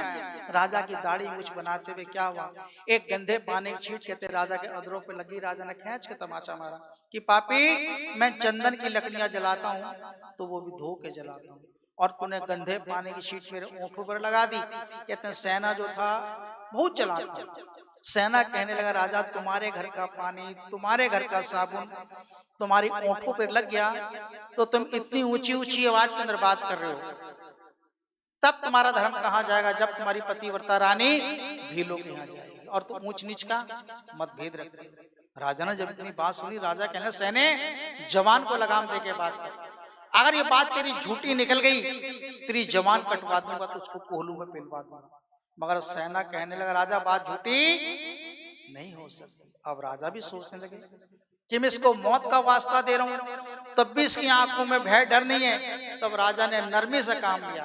राजा कहने लगा कि देख सेने अगर ये तुझे मालूम है कि रानी वहां पर जाएगी तो कोई ऐसा भी उपाय बता कि जिससे ना जाए।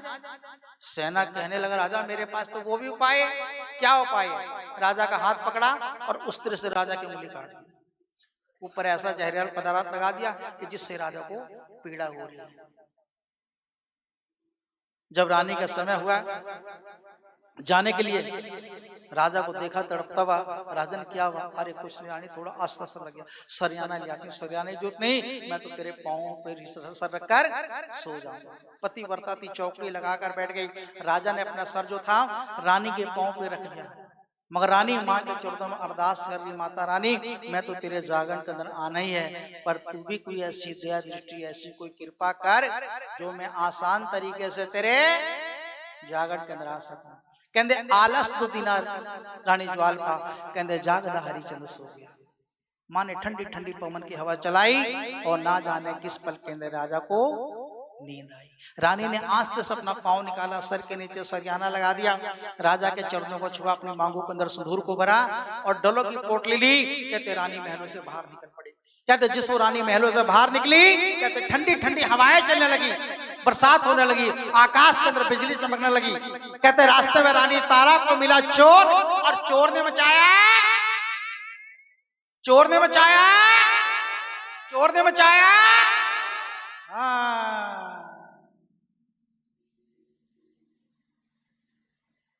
अब मुझे पक्का विश्वास है, देखो या तो सारी रात से मैं नींद में हूं और फिर या सारी रात से आप नींद में हैं। आंखें खुलने के बाद भी आप निद्रावस्था के अंदर हैं। एक बात बताओ, चोर भी कभी क्या शोर मचाता है? जो तुम जोर जोर से बोल रहे हो चोर ने मचाया शोर, चोर ने मचाया शोर, चोर ने मचाया शोर है?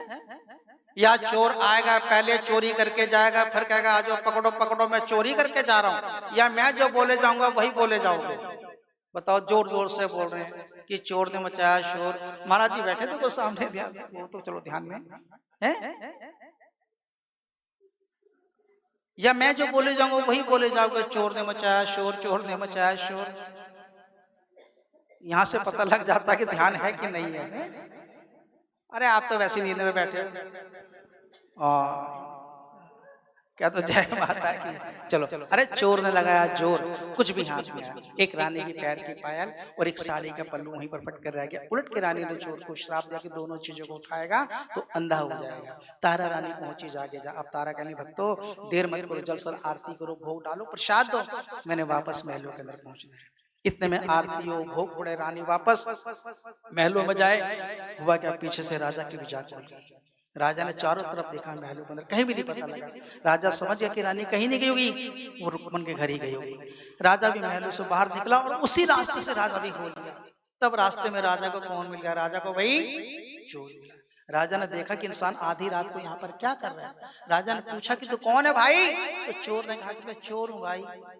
और जब राजा ने पूछा, जब चोर ने राजा से पूछा कि तू कौन है भाई, तू आधी रात को यहाँ पर क्या कर रहा है, तो राजा ने कह दिया मैं भी चोर हूँ भाई। क्योंकि राजा को मालूम था यदि इसको मैंने बता दिया कि मैं इस प्रजा का राजा हूं और गलती से जाते वो रानी को देखा होगा तो डर के मारे मुझे कुछ भी नहीं बताएगा। तभी राजा ने कह दिया मैं भी चोर हूं। तभी चोर ने उलट के सच्चाई बता दी कि भाई अगर थोड़ी देर पहले आते, यहाँ से स्त्री गई, सोना चांदी इतना पहन रखा था, अगर दोनों भाई हम उसको मिलके लूट लेते तो हमारे को कमाने की जरूरत नहीं पड़ती। तभी राजा ने पूछ लिया तूने को लूटा? कहता हाँ, एक उसकी पैर की पायल है और एक साड़ी का पल्लू है, मगर इसके अंदर ना जाने के ऐसा जादू है, जब मैं इसको उठा के चलता हूँ तो इन आंखों से नेत्रहीन हो जाता हूँ और जब रख देता हूँ तो उज्जवल हो जाता हूँ। तेरे में हिम्मत है तो उसको ले जा भाई। कहते बिजली चमक चांदन हो गया, कहते कन्या तो कोई राजा नजर पड़े। अंधेरी रात के अंदर आकाश के अंदर बिजली चमकी और बिजली की रोशनी के अंदर राजा को वही रानी की पैर की पायल और साड़ी का पल्लू नजर आया। देखा, पहचान लिया कि तो मेरी रानी का। कहते कन्या तो पवे राजे हर ले। कहते चलो मदर चल देखिए। दोनों चीज ले ली, पहचान ली, चोर को वहीं खत्म कर दिया। और कहाँ पहुंच गया राजा? रुक्मन के घर। जिस वक्त रुक्मन के घर पहुंचा तो क्या देखता कि दरवाजा बंद है और बंद रहा, मतलब हल्की सी बारी में से देखा कि अंदर क्या हो रहा। देखा रानी ऊंचे सिंहासन के ऊपर बैठी हुई है, नीचे संत भक्त लोग बैठे हुए। सबसे पहले जाके रानी ने डल चढ़ाया, कलश चढ़ाया कर माता रानी को भोग लगाया। क्यों? पहले जो जागरण थे वो माँ काली के जागरण थे। पहले जो जागरण होते थे वो माँ काली के जागरण होया करते थे। बंद कमरे का मारक, मांस मदरे का भोग वो माता रानी को लगता था। या भक्तजन होया करते थे, या जो संत महापुरुष परिवार समय के अनुसार जो माँ का जगन रचाते थे वो होया करते थे। सबसे पहले जाके रानी ने डल चढ़ाया, फिर कलश चढ़ाया, फिर माता रानी को भोग लगाया। कह दो सच्चे सच्चे दरबार की आज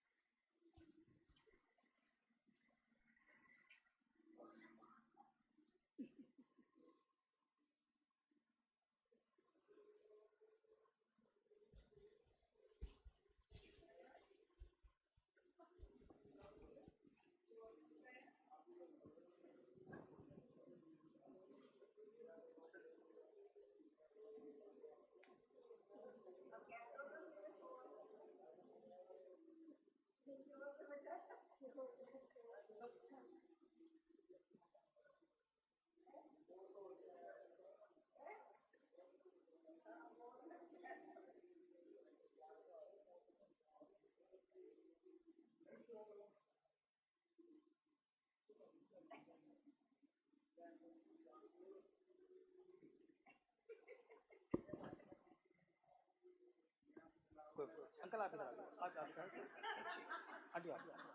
हाथ करो, हाथ करो।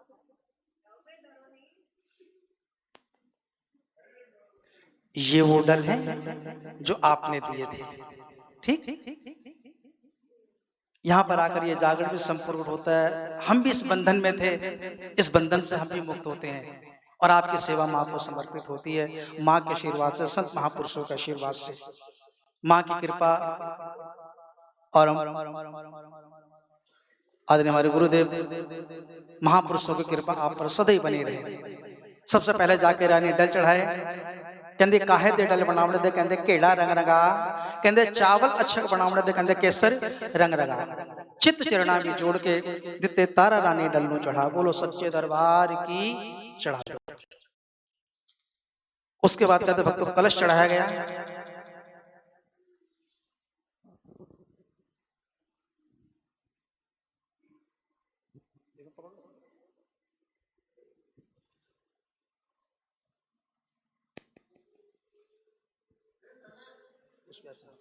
इधर आ जाओ, ठीक है। जब मैं इशारा करूं ऐसे 3 बार घुमा के इसको गिलास को मुद्दा कर देना, ठीक है, ठीक है, अच्छा।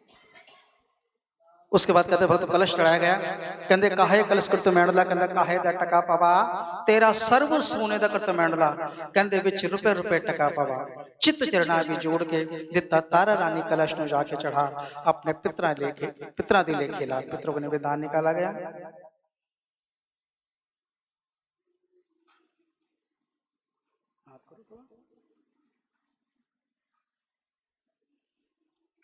इसको ऐसे ठीक है, चलो।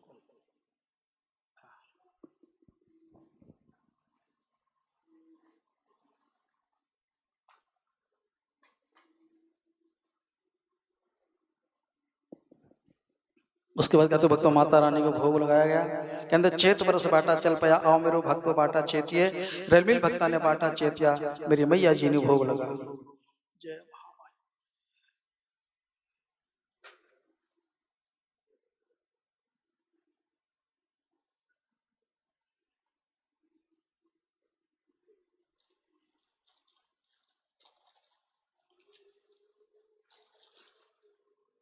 कंदर अलमिल भक्ता ने बाटा बाटा, कंदर तारा रानी गोद भरा। चलो ये प्रसाद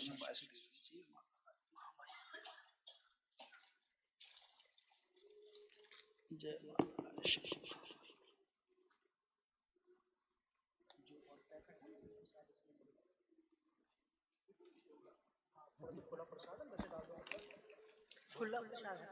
वहाँ पे है ना, तो उसमें मिला, ठीक है। कह दो जय माता की।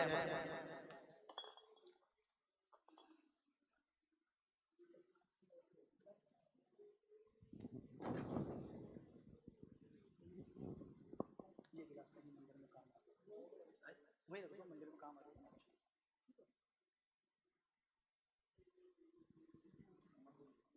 ये पितरों को मतलब यही काम आ जाएगा ना।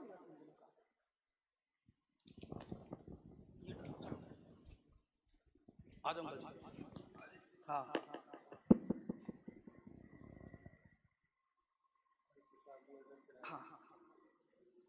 क्या तो जय माता की, बोलो सच्चे सच्चे दरबार की।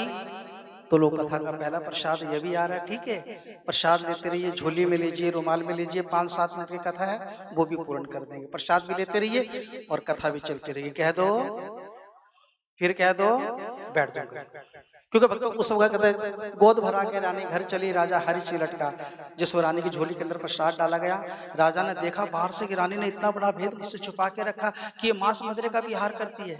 गोद भरा के रानी चली, राजा ने रोक लिया, रानी अपने गोद दिखा, तेरी गोद के अंदर क्या है। मगर रानी कहने लगी, राजा मेरी झोली के अंदर क्या मिलेगा, कुछ नहीं, लौंग इलायची पान प्रसाद, और मेरी झोली के अंदर क्या मिलेगा।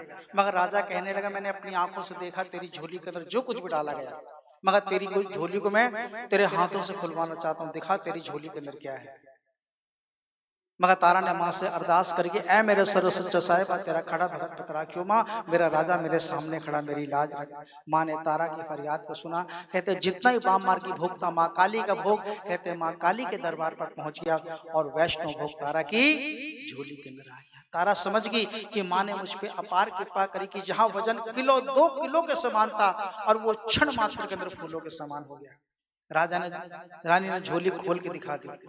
राजा देख के हैरान हो गया। राजा कहने, रानी मैंने अपनी आंखों से देखा जो कुछ भी तेरी झोली के अंदर डाला गया, मगर मुझे तू जादूगरनी नजर आती, कोई तू कोई जादू टोना जानती है जिसके कारण तूने सब कुछ बदल दिया।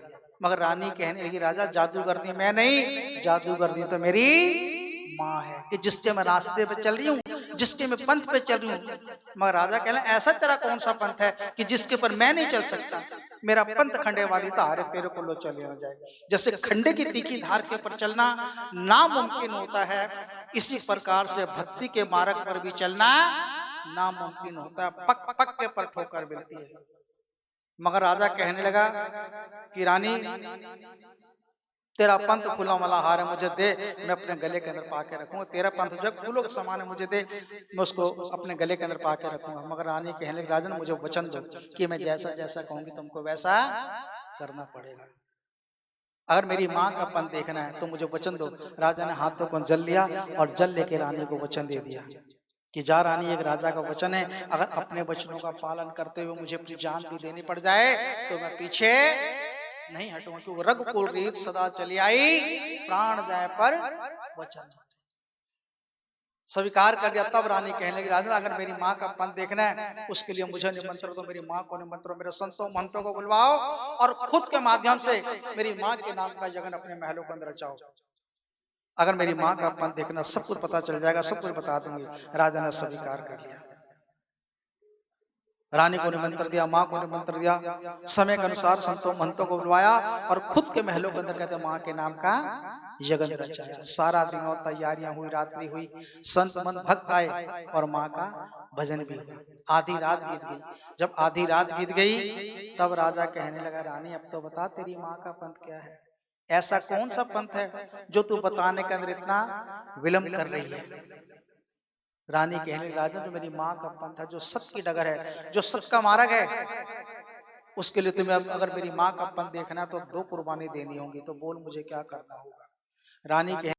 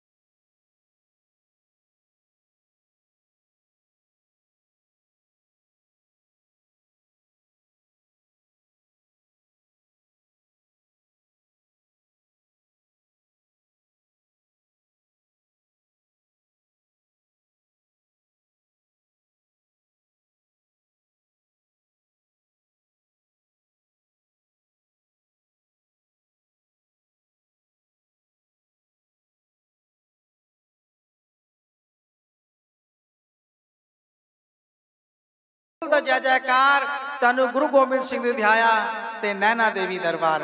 बोलो सच्चे।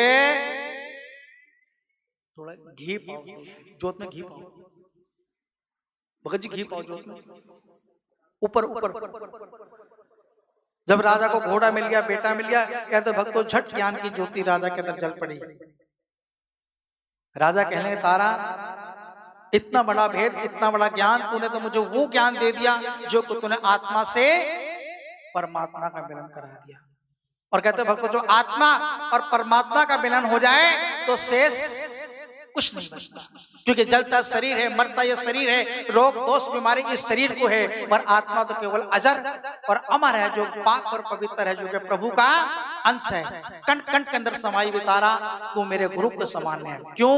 तो गो नाम अंधकार का, गो नाम अंधकार का और रू नाम प्रकाश का। जो प्राणी, जो इंसान अंधकार से निकाल के प्रकाश की उड़ जाए, कहते वो गुरु के समान है। क्यों? कि गुरु ब्रह्मा गुरु विष्णु गुरुर्देव महेश्वरा गुरु साक्षात् परब्रह्म तस्मै श्री गुरुवे नमः। अखंड मंडलाकारं व्याप्तं चराचरं तत्पदं दर्शनं तस्मै श्री गुरुवे नमः। ध्यान मूलम गुरु मूर्ति, पूजा मूल गुरु पदम, मंत्र मूलम गुरु वाक्यम, मोक्ष मूलम गुरु कृपा। बोलो अपने सतगुरुदेव महाराज की। शिव कह दो जय माता की, फिर कह दो जय माता की। जब राजा को घोड़ा मिल गया, बेटा मिल गया, झट ज्ञान की ज्योति राजा के मन पर जल पड़ी। राजा कहने रानी, जिस माँ के लिए हमने इतने कष्ट इतनी मुसीबतें झेली, उसके दर्शन हमारे बच्चे ने कर ले माँ, हमें भी दर्शन। तब राजा रानी ने कहते हैं श्रद्धा भक्ति साथ माँ को नमन किया और माँ से प्रार्थना करी, माता रानी हमें भी दर्शन दो। तब कहते भक्तों माँ ने सिंह सवार होकर अष्टभुजाओं के साथ राजा रानी को दर्शन दे कि तारा धन्य तू और धन्य तेरी भक्ति, तूने अपने साथ साथ अपने इस राजा को भी भव सागर से पार उतार दिया। आज मैं तेरी भक्ति, तेरी श्रद्धा, तेरी लगन से बहुत खुश हूँ। जो भी तू वरदान मांगेगी तारा, मैं तुझे देने के लिए तैयार हूँ। मगर तारा ने क्या मांगा कि माँ तेरा दिया हुआ मेरे पास सब कुछ है, चाहिए तो केवल एक तेरी भक्ति का दान। अगर वरदान ही देना है तो माँ ऐसा वरदान दो जो आदि काल से लेके अनंत काल तक, जिसका कोई अंत ना हो।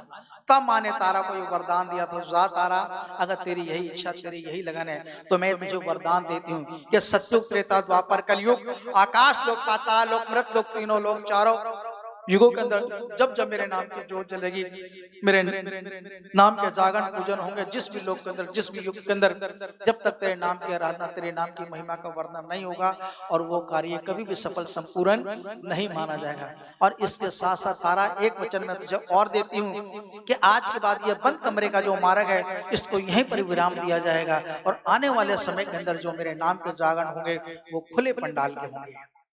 ये मेरा तुझको वचन है, क्योंकि जहां ज्योत ज्वाला जी की होगी और भोग जितना होगा तारा वो सब वैष्णव होगा। ये मेरा तुझको वरदान है। इतना वरदान देकर वहां से माता रानी अंतर ध्यान हुई। अंत में राजा रानी भी माँ की भक्ति करते हुए मोक्ष को प्राप्त होते हैं। तारा और रुक्मन की कथा भी यहीं पर संपूर्ण होती है, विराम दिया जाता है। तो भक्तों ये थी तारा और रुक्मन की कथा। जितना मैंने भी अपने बुजुर्गों से, गुरुओं से ज्ञान प्राप्त किया, आप सभी के बीच में कहने की कोशिश की है।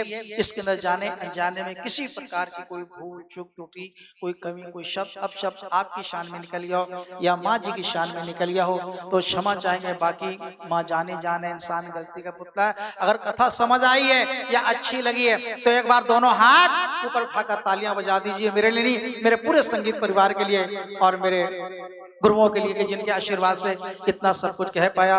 और मेरे आदरणीय परम गुरुदेव, इस आश्रम में खैर पहली बार आने का मौका मिला, मगर वैसे गुरुदेव से 3 बार मुलाकात हो चुकी है जागरण के अंदर। तो राजपुरा से पार्टी आई है तो आशीर्वाद जब भी मिला है, जब भी आशीर्वाद मिला है, बोलिए अब सतगुरुदेव महाराज की। क्योंकि गुरु, सतगुरु, दादा गुरु और आपके चरणों में इस दास का भी कोटि कोटि नमन है, कोटि कोटि प्रणाम है, आदेश प्रदान है। आप आओ माँ जी को, माँ जी की आरती होगी समय अनुसार। और 5 जूनों में हलवा छोड़ेंगे, 5 हिस्सा निकाल दो इसमें। इसको मार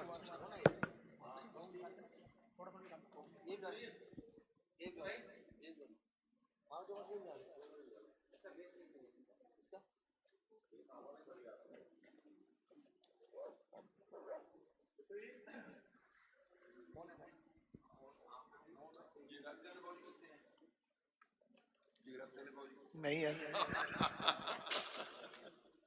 बाबूजी नहीं आ ਤੁਹਾਡੇ नहीं नहीं ਤੁਹਾਡੇ बच्चियां बराबर वो कपड़े गिले हो जाते हैं ना फिर उसका क्या ठंड लग जाती है नहीं नहीं नहीं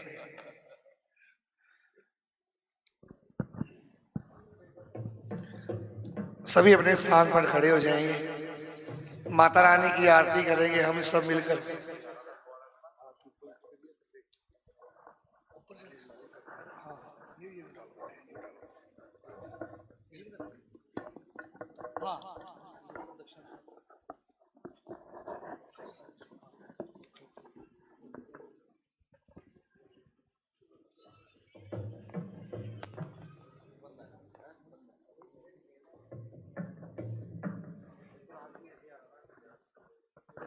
एक बार ऊपर कर लो आरती फिर नीचे पकड़ो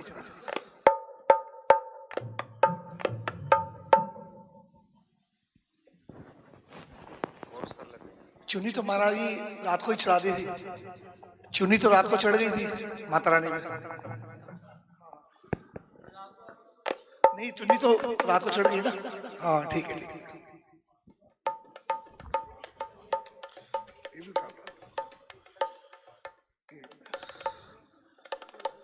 मेरी गुजारिश है सभी आगे आ जाएं अपने सिर पर चुन्नी कपड़ा रुमाल सभी कर लें भोर वही दिन चढ़ गया मेरी अम्बे हो रही जय जयकार हुमल दरविश आरती जय माँ पहाड़ा वाली आरती जय माँ सच्चिया दोता वाली आरती जय माँ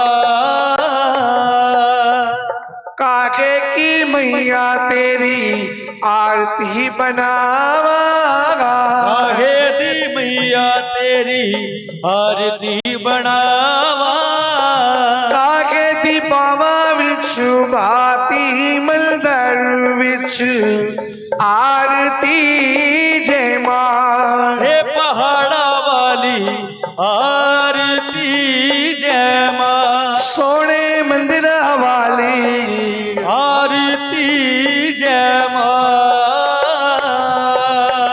सर्व सोने दी तेरी आरती बनावा सर्व सोने दी तेरी आरती बनावा सर्व सोने दी तेरी आरती बनावा सर्व सोने दी तेरी आरती बनावा आकर कपूर पावा भाती मंदिर विच आरती जय माँ सच्चिया जोता वाले आरती जय माँ हे दरबार वाली आरती जय माँ आरती जय माँ जगदिया जोता वाले आरती जय माँ किस सुहागण दीवा बालिया मेरी अम्बे इस सुहागण दीवा वाले आ मेरी अम्बे बोल जागेगा सारी रात मंदिर विच आरती जय माँ पहाड़ा वाले आरती जय माँ मेरी माँ ज्वाला राणे आरती जय माँ ध्यानु दी बेण दीवा बालिया मेरी अम्बे धनु दी बहन दीवा वाले आ मेरी अम्बे ज्योत जागेगी सारी रात मंदिर आरती जय माँ। हे पहाड़ा वाली आरती जय माँ। ओ जगदिया जोता वाली आरती जय माँ। काहे का रेणा माए काहे का बेड़ा, काहे का रेणा माए काहे का बेड़ा। काहे दी करे माँ सवारी मंदिर विच आरती जय माँ। हे पहाड़ा वाली आरती जय माँ। ओ जगदिया जोता वाली आरती जय माँ। जंगल दा रेणा माए मंगल दा बेड़ा, मंगल दा रेणा माए मंगल दा बेड़ा। शेर दी करे माँ सवारी मंदिर विच आरती जय माँ। हे पहाड़ा वाली आरती जय माँ। ओ जगदिया जोता वाली आरती जय माँ। किस किस माए तेरा भवन बनाया, किस किस माए तेरा भवन बनाया। किस तेरा छबर झूलायो मंदिर विच आरती जय माँ। हे पहाड़ा वाली आरती जय माँ। ओ जगदिया जोता वाली आरती जय माँ। ओ पंजा पंजा पांडवा ने भवन बनाया, पंजा पंजा पांडवा ने भवन बनाया। अर्जुन छबर झूलायो मंदिर विच आरती जय माँ। हे पहाड़ा वाली आरती जय माँ। सचिया जोता वाली आरती जय माँ। असा भी गाए मैया द्वार तिहारे, सभी आए मैया द्वार तिहारे। रखबाने दी लाज हूँ मंदिर विच आरती जय माँ। हे पहाड़ा वाली आरती जय माँ। ओ जगदिया जोता वाली आरती जय माँ। ओ झुक झुक जीवे तेरा जम्मेदा राजा, जुग जुग जीवे तेरा जम्मू का राजा। जिस तेरा मंदिर बनाया पवन विच आरती जय माँ। हे पहाड़ा वाली आरती जय माँ। ओ सोने मंदिरा वाली आरती जय माँ। सिमर चरण तेरा ध्यान यश गावे, सिमर चरण तेरा धनुष गावे। जो ध्यावे सो ही फल पावे, जो गावे सो ही फल पावे। रखबाने दी लाज हूँ मंदिर विच आरती जय माँ। हे पहाड़ा वाली आरती जय माँ। सोने मंदिरा वाली आरती जय माँ। ओए जय देवा मणि जय देवा। जय देवा मणि जय देवा। संत करण तेरी सेवा मणि जय देवा। संत करण तेरी सेवा मणि जय देवा। मनसा देवी को जय देवा। नैना देवी को जय देवा। चिंतपूर्णी को जय देवा। ज्वाला रानी को जय देवा। कांगड़े वाली को जय देवा। चामुंडा मैया को जय देवा। काली जी को जय देवा। वाली जी को जय देवा। शेरा वाली को जय देवा।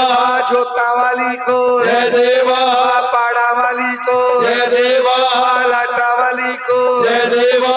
विष्णु जी को, जय देवा कुंभरी जी को, जय देवा शीतला मैया को, जय देवा माँ बगला मुखी को, जय देवा माँ काली जी को, जय देवा परवाली जी को, जय देवा जय देवा मणि जय देवा, जय देवा मणि जय देवा, संत करण तेरी सेवा मणि जय देवा, संत करण तेरी सेवा मणि जय देवा, बजरंगी जी को, जय देवा भैरव जी को, जय देवा शिव शंकर को, जय देवा माँ पार्वती को, जय देवा माँ लक्ष्मी जी को, जय देवा माँ सरस्वती को, जय देवा मुरली मनोहर को, जय देवा राधा रानी को, जय देवा साईं बाबा को, जय देवा मेरे सतगुरु जी को, जय देवा मेरे सतगुरु जी को, जय देवा गणपत जी को, जय देवा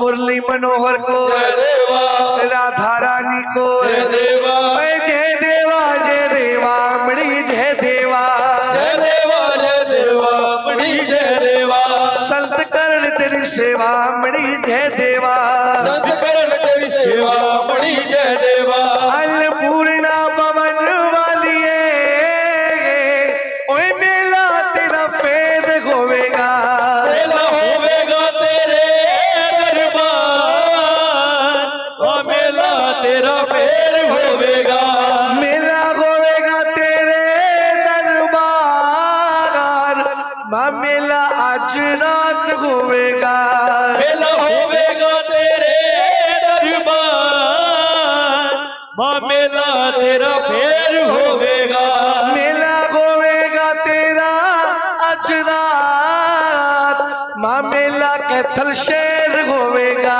मेला होवेगा तेरे दरबार, माँ मेला तेरा फेर होवेगा, भाई सब भक्तों को जय देवा जो आए हुए हैं, जय देवा जो चले गए जय हैं, देवा जो बैठे हुए जय हैं, देवा जो खड़े हुए हैं, जय देवा जय देवा मणि जय देवा, जय देवा मणि जय देवा, संत करण तेरी सेवा मणि जय देवा, संत करण तेरी सेवा मणि जय देवा, अन्नपूर्णा भवन वालिए, ओए मेला तेरा फेर होवेगा, मेला होवेगा तेरे दरबार, माँ मेला तेरा फेर होवेगा, मेला होवेगा तेरे दरबार, माँ मेला कैथल शहर होवेगा, मेला होवेगा तेरे दरबार, माँ मेला तेरा फेर होवेगा, तो आइए 2025 1 जनवरी 2025 की नए साल की आप सबको बहुत बहुत बधाई, माता रानी को बहुत बहुत बधाई, सारी संगत ऐसे ही माता रानी के चरणों में जुड़ी रहे, सब मेरे साथ प्रभात के समय माता रानी की अरदास करवाते हुए, ओ ले बच्चियां दिया अरदासा, चूड़े वाली माँ कढ़ के, बच्चियां दिया अरदासा, चूड़े वाली माँ कढ़ के, वो तेरे बच्चियां दिया अरदासा, चूड़े वाली माँ कढ़ के, बच्चियां दिया अरदासा, लिबा कढ़ के, बा कढ़ के मैया बा कढ़ के, कढ़ के हो मैया बा कढ़ के, सूद परिवार महारानी के चरणों में बहुत सारी अरदास करवा रहे हैं। महारानी अंग संसाई रहे, तेरे बच्चे दी अरदास, तेरे बच्चे की अरदास, रखना शुभ चरणा दे पास, रखना शुभ चरणा दे पास, इना दे घर विच वादे पाना, दे घर विच वादे पाना, इना दे लेरी बेरी करना, दे लहरी बेरी करना, ओ ले बच्चियां दिया अरदासा, चूड़े वाली माँ कढ़ के, तेरे बच्चियां दिया अरदासा, चूड़े वाली माँ कढ़ के, तेरे बच्चियां दिया अरदासा, चूड़े वाली माँ कढ़ के, तेरे बच्चियां दिया अरदासा, चूड़े वाली माँ कट के तेरे बच्चे दी अरदास तेरे बच्चे की अरदास और रखना शुभ शरणा दे पास और रखना शुभ चरना दे पास इन्हां दे घर विच वादे पाना इन्हां दे घर विच वाजे पाना इन्हां दे लेरी बहरी करना इन्हां दे लेरी बहरी करना वर दे दे वरा दिए दातिए मैनू तू वर दे दे वर दे दे वरा दिए दातिए मैनू तू वर दे दे हो तेरे साल दे साल में आवा जे तू मेरी बड़े छोलिया तेरे साल दे साल में आवा जे तू मेरी भरे झोलियां तेरा रज रज दर्शन पावा जे तू मेरी बड़े छोलिया तेरा रज रज दर्शन पावा जे तू मेरी भरे झोलियां हो तेरे बच्चे दी अरदास तेरे बच्चे की अरदास और रखना शुभ शरणा दे पास रखना शुभ चरना दे पास इन्हां दे घर विच वादे पाना इन्हां दे घर विच वाजे पाना इन्हां दे लहरी बेरी करना इन्हां दे लेरी बेरी करना वर दे दे वरा दिए दातिए मैनू तू वर दे दे वर दे दे वरा दिए दातिए मैनू तू वर दे दे तेरे साल दे साल में आवा जे तू मेरी बड़े चोलिया तेरे साल के साल करावा ये तू मेरी भरे झोलियां महाराज जी भोग लग गया महाराज जी भोग लग गया खत्री परिवार खत्री परिवार और भी बहुत सारी अरदासें चुनी कर लो एक बार आओ मैया जी तुम्हें भोग लगाए आओ मैया जी तुम्हें भोग लगाए आओ मैया जी तुम्हें भोग लगाए आओ मैया जी तुम्हें भोग लगाए भोग लगाए पहले तुमको भोग लगाए पहले तुमको फिर प्रसाद को खाए मैया जी तुम्हें भोग लगाए आओ मैया जी तुम्हें भोग लगाए हृदय का दीपक नैनों की बाती हृदय का दीपक नैनों की बहती माँ तेरी जोत जगाए माँ तेरी जोत जलाए आओ मैया जी तुम्हें भोग लगाए आओ मैया जी तुम्हें भोग लगाए पान सुपारी ध्वजा नारियल पान सुपारी ध्वजा नारियल पगली भेंट चढ़ाए पहली भेंट चढ़ाए आओ मैया जी तुम्हें भोग लगाए आओ मैया जी तुम्हें भोग लगाए भोग लगा कर अमृत कर दो भोग लगा के अमृत कर दो सारी संगत दी झोली भर दो सारी संगत दी झोली भर दो ये ही अर्ज सुनाए यही अर्ज सुनाए ये ही अर्ज सुनाए यही अर्ज सुनाए आओ मैया जी तुम्हें भोग लगाए आओ मैया जी तुम्हें भोग लगाए आओ मैया जी तुम्हें भोग लगाए जयकारा शेरा वाली दा बोल सांचे दरबार की जय जगदिया जोता वाली माता ਤੁਹਾਡੀ सदा ही जय सब दिया चिंता दूर करने वाली माता ਤੁਹਾਡੀ सदा ही जय सब दिया झोलियां भरने वाली माता ਤੁਹਾਡੀ सदा ही जय जयकारा शेरा वाली दा बोल सांचे दरबार की जय सभी पीछे पीछे होकर बैठ यहीं पे बैठ जाओ सभी यहीं बैठ जाओ यहीं छोटी छोटी कन्याएं आगे आ जाए कंज के कोई गल नहीं एक की 1.25 लाख के बराबर है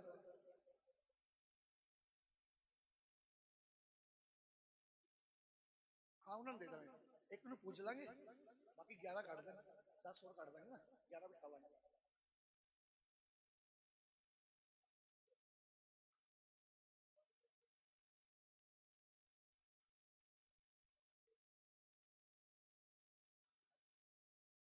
नीरज जी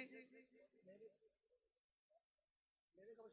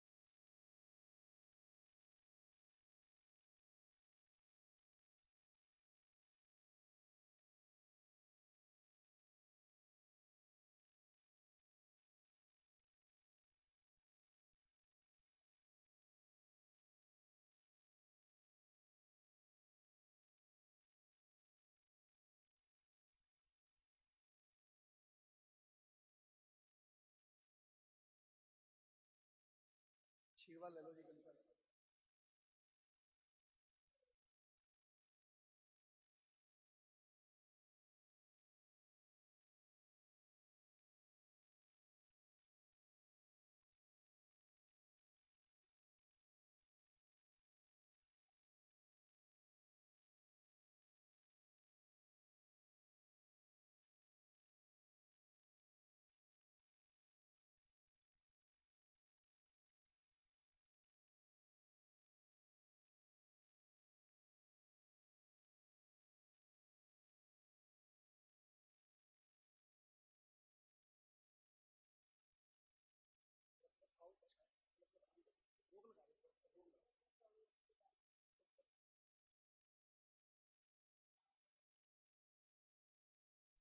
आशीर्वाद भी दो।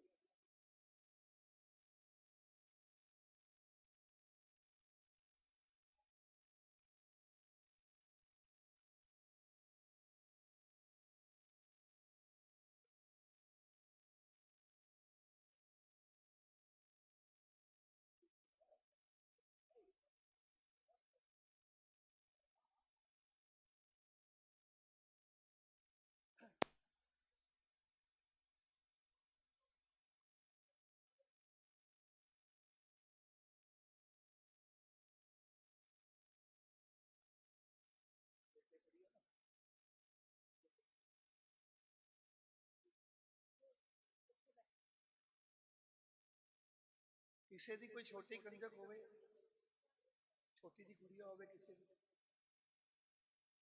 आ जाओ आ जाओ, तुसी आ जाओ। है जी? एक तो देवांगे ना, एक तो मिलेगा। आ जाओ तुसी आ जाओ, तुसी आ जाओ। एक तो तुसी ले लो, आ जाओ आ जाओ।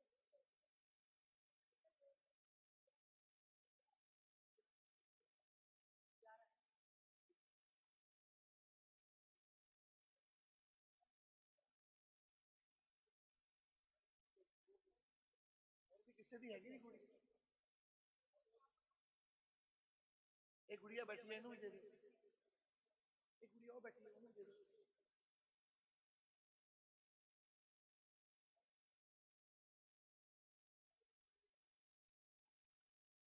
आ जाओ, आओ ना तुसी उठ के।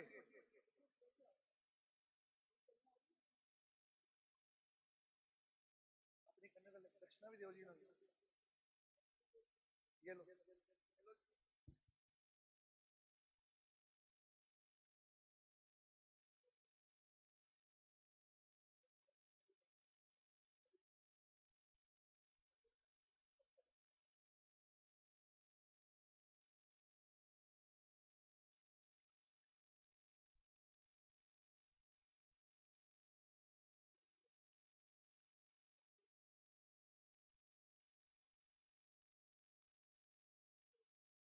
एक और दे दो।